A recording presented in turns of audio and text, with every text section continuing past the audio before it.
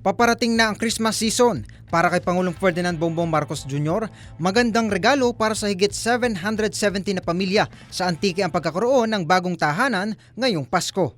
Dahil dito, ipinag-utos niya sa National Housing Authority o NHA ang agarang pagkumpleto sa housing project sa nasabing lugar. Sinang-ayunan naman ng netizens ang utos na ito. Ano nga ba ang nangyari sa housing project sa Antique? Tara, suriin natin yan.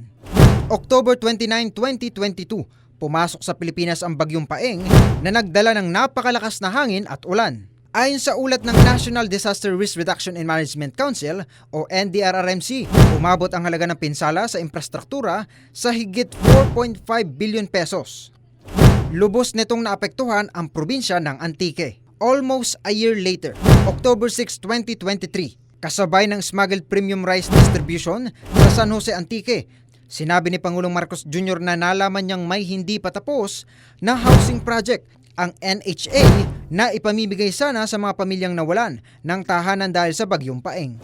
Ang nasabing housing project ay nasa middle stage pero hindi na tinapos. Ayon sa Pangulo, inutusan niya ang ahensya na tapusin ang proyekto para magamit naman. Dahilan niya, ginastusan na iyon ng gobyerno at maraming nangangailangan ng tahanan. Sayang naman kung papabayaan lang. Nais ni Pangulong Marcos Jr. na makalipat na ang beneficiaries sa kanilang bagong bahay bago magpasko. Best news para sa kanya ang malamang may higit sa 770 na pamilya na naapektuhan ng Bagyong Paeng ang magpapasko sa kanilang mga bagong tahanan. Sakto ang direktibang ito ng Pangulo sa National Shelter Month.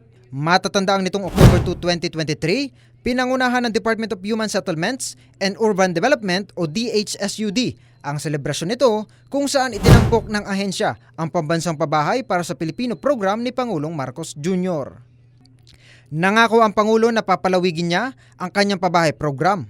Nais ng administrasyon niyang bigyan ng solusyon ang 6.5 million housing needs ng bansa sa pamamagitan ng pamimigay ng 1 million units kada taon hanggang 2028. Sa bisa ng Executive Order No. 34, idineklara ang Pambansang Pabahay Program bilang flagship program ng pamahalaan.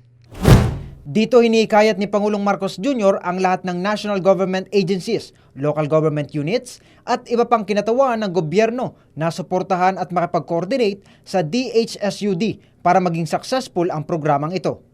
Makikitang maganda ang hangarin ni Pangulong Marcos Jr. na tugunan ang housing needs ng mga Pilipino, partikular na sa mga lugar na lubos na naapektuhan ng mga kalamidad.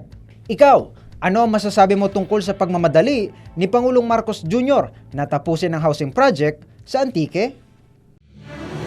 DWIZ Research Report.